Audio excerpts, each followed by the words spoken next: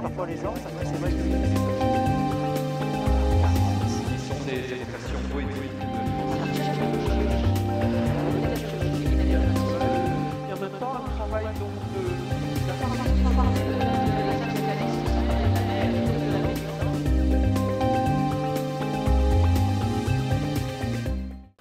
Donc, alors, dans la lignée des grandes expositions consacrées aux maîtres de la photographie, je vous propose aujourd'hui une exposition consacrée à Bérénice Abbott. Bérénice Abbott est aujourd'hui reconnue comme l'une des plus grandes photographes américaines de photographie, surtout documentaire. Alors, Bérénice Abbott est née aux États-Unis. Très tôt, elle part de sa famille dans laquelle elle se sent plutôt mal, une famille assez pauvre, et elle vient directement sur Paris. Sur Paris, elle rencontre l'avant-garde, tous les avant-gardistes de l'époque, Duchamp, Man Ray surtout, mais bien d'autres, Cocteau aussi. Donc elle se retrouve dans ce milieu d'avant-garde un peu différent de ce qu'elle avait connu à Springfield, et donc elle rencontre Man Ray qui lui est déjà reconnu comme grand photographe aux États-Unis et surtout à Paris, et il lui propose d'être son assistante, ce qu'elle sera pendant 3 ans. Donc elle travaille avec lui, et ensuite, 3 ans plus tard, elle ouvre elle-même son propre studio, pas très loin d'ailleurs de celui de Man Ray, et elle rencontre un succès assez rapide. Donc à l'époque, toutes les personnalités venaient se faire photographier par Man Ray, mais ensuite ont aimé aussi se faire photographier par Bérénice Abbott. Donc elle fera ce travail de portraitiste à la façon de Nadar. Donc elle aura photographié les grands, James Joyce, Cocteau, de grands photographes ici. Vous avez toutes les images de Solita Solano par exemple, André Gide ou David Whitney, qui est vraiment une photographie très sympathique de femmes déjà à l'époque plutôt libérées. Et donc elle aurait très bien pu s'arrêter et continuer à faire ses portraits dans ce studio qui évidemment marche très bien. Simplement, à ce moment, elle avait chez Man Ray vu des photographies de Eugène Adjette. Alors Eugène Adjette est aujourd'hui l'un des plus grands photographes français reconnus, mais à l'époque, il ne l'était pas. Elle est tombée absolument amoureuse de ces photographies et a demandé à Man Ray de pouvoir rencontrer Adjette. Donc Adjette, voilà, 2 portraits d'Adjette, qui sont finalement les seuls portraits que l'on connaisse d'Eugène Adjette, faits par Bérénice Abbott, puisque malheureusement, quelques jours ensuite, il est décédé.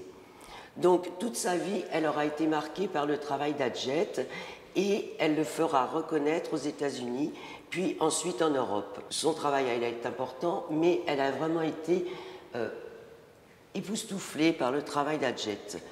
À l'époque, il avait fait tout un travail sur Paris, mais on en reparlera ensuite. Voilà. Donc vous avez aussi dans cette salle des portraits de Bérénice Abbott, faits par Lord Jacobi, Man Ray bien sûr, Walker Evans et Kanaga. Voilà, c'est vraiment, c'est une femme, donc elle est très jeune quand elle est sur Paris, et ensuite, plutôt que de se limiter à rester dans son studio à faire toutes les personnalités de l'époque, elle va repartir aux États-Unis. Donc là, Bérénice Abbott se retrouve à nouveau à New York, et là, à la manière justement de Eugène Adjette, elle va faire une topographie complète de la ville, une photographie totalement documentaire de cette ville qui est de bêtement en mutation, comme l'avait fait Adjette au moment des grands chantiers haussmanniens à Paris. Donc c'est vraiment une topographie et un travail documentaire sur New York absolument incroyable. Alors photographie d'architecture bien sûr, mais aussi ce contraste entre les tours qui arrivent et qui montent, et les vieux bâtiments. Donc là, elle commence à travailler sur la topographie de la ville. C'est vraiment un travail complet sur une ville pour laisser un témoignage aussi de ce qui s'est passé. Donc elle travaille évidemment à la chambre, toujours à la chambre. Elle fait ses tirages elle-même jusqu'à pratiquement la fin de sa vie. Et donc là, vous retrouvez ces contrastes de vieux bâtiments avec ces tours qui vont vers le ciel. Alors, un travail très fort au niveau de la lumière, des ombres, un travail absolument parfait photographiquement parlant. Et vous avez aussi ces petits contrastes. Alors, très peu de personnages en général dans ces images, quelques-unes, mais vraiment assez peu. Et c'est vraiment tout un travail d'une ville en mutation. Donc là, elle fera tout un travail sur New York. C'est un travail qui lui demandera 8 ans, mais qui, au bout de 4 ans, va être vraiment reconnu. Et là, elle sortira son livre « Changing New York », qui la ferait vraiment reconnaître. Alors, elle travaille quand même à l'époque sur les plongées, les contre-plongées, toutes ces formes à la fois rigides et à la fois complètement basculantes. Donc c'est vraiment un travail sur la lumière, l'ombre, mais sur le changement et sur une mutation totale des villes. Là, vous avez au premier plan, en fait, ce bateau, vraiment à l'ancienne, et vous avez toutes les tours qui finissent par disparaître devant ce bateau, mais vous avez aussi, là où il faut voir les choses, c'est des petits personnages, et si on approche, on se rend compte que pratiquement les visages, on pourrait très bien les reconnaître. Alors c'est vraiment un travail à la chambre, évidemment, un vrai travail de photographe, et ce mélange entre ce vieux bateau et ces tours qui montent comme ça, là c'est pareil, vous avez vraiment les petits détails, vous voyez ce gros bateau et les petits détails. En fait, et dans ces photos, il y a assez peu d'images où les personnages sont représentés. Vous avez aussi cette photographie qui est absolument incroyable. Elle attendait souvent de nombreuses heures avant que les lumières de la ville apparaissent. Et là, vous avez ces contrastes d'ombre et de lumière. C'est vraiment une photo, celle-ci, qui est très importante de sa carrière, comme le Flatiron, qui est un immeuble connu par tous ceux qui sont allés à New York. Et c'est vraiment une photo étonnante. Étonnante par l'architecture de la photo et par le cadrage. Elle aurait pu cadrer bien plus bas. Non, elle a vraiment voulu mettre l'accent sur cet immeuble étonnant. Voilà. Alors donc là, nous continuons le travail sur New York. Donc là, on retrouve à nouveau les anciens bâtiments, les anciennes gares. Vous avez regardé ce bâtiment qui est absolument incroyable parce que l'éclairage a été fait, on croirait que ça a été fait exprès en fait, hein, et pas du tout. Donc c'est quelqu'un qui attendait vraiment que la lumière soit parfaite, c'est quelqu'un qui a le sens du détail, travaille à la chambre absolument incroyable, et puis vous avez quand même un personnage qui passe juste, qui est en mouvement par rapport justement à la froideur et au carré de cet immeuble. Donc là, vous avez une ancienne manufacture de café. Donc là, c'est toujours encore le travail sur New York. Après le travail sur New York et Changing New York, elle a décidé aussi de faire un périple dans l'Amérique profonde. Alors, donc là, on retrouve des photographies qui sont un petit peu différentes de magasins, de stations à essence. C'est plus vraiment New York et le contraste et la mutation de la ville. Mais elle voulait aussi laisser un témoignage sur l'Amérique plus profonde. Et elle s'est intéressée aussi à la route 1. Alors ces images-là n'ont jamais été montrées en fait. Elles ont été ressorties pour l'occasion.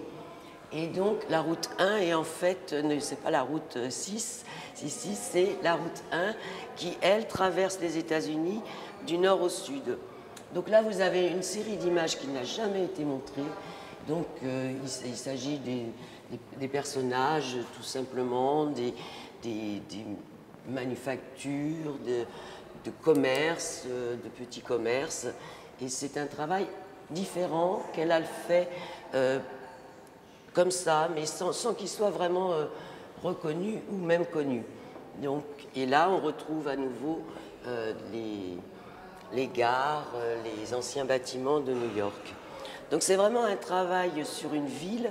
C'est vrai, comme Adjet l'avait fait sur Paris, elle a fait un travail de profondeur sur une ville en mutation pour laisser un témoignage. Bérénice Abbott a vécu jusqu'à 91 ans. Elle a fait ses tirages pratiquement toujours et jusqu'à la fin. Et donc, à partir de ce moment-là, on peut dire que c'est vraiment toute une vie et une ténacité et un courage incroyable d'une femme à l'époque qui était évidemment dans le monde culturel, mais surtout en général, les femmes avaient quand même du mal à s'imposer.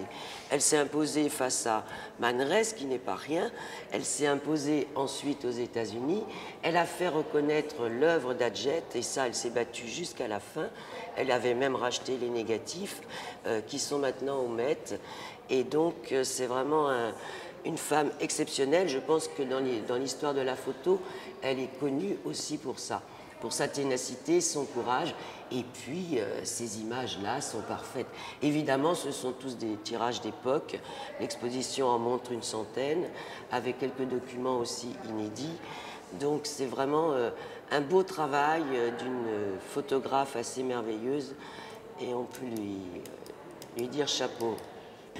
Après donc son travail sur New York, sur l'Amérique profonde, le portrait tout au début, et qu'elle a arrêté assez rapidement, elle s'est intéressée à la science. Alors elle a travaillé avec des chercheurs dans un milieu qui n'était pas très propice à la recevoir, c'était un peu compliqué. Donc elle pensait que la matière et la lumière étaient fonctionnaient totalement ensemble. Donc elle a fait tout un travail sur la science, mais qui a duré 20 ans. L'exposition n'en présente que quelques images, mais c'est vraiment un travail très important. Elle a même à l'époque créé de nouveaux petits appareils, notamment les trépieds, et également ces gilets que l'on porte aujourd'hui, que tous les photographes portent aujourd'hui. Malheureusement, toutes ces inventions n'ont pas été brevetées. Elle a eu un petit peu de difficulté à s'entendre avec les scientifiques, et elle a continué ensuite, mais comme elle était professeure, elle a aussi professé dans ce domaine, et donc elle a travaillé ses photographies scientifiques. Alors il s'agit de perles, il s'agit de bulles de savon, il s'agit aussi d'usines. Donc c'était vraiment pour montrer que la matière et la lumière allaient totalement de pair. Donc elle a travaillé, et ensuite elle a arrêté parce qu'elle ne s'entendait pas trop bien avec les scientifiques.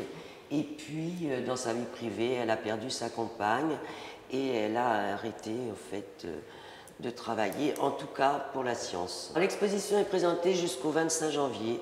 Donc l'exposition présente une centaine de tirages, tous des tirages d'époque, et tous tirés et signés par l'artiste. Donc c'est vraiment un très beau travail complet d'une femme qui a consacré vraiment toute sa vie à la photographie.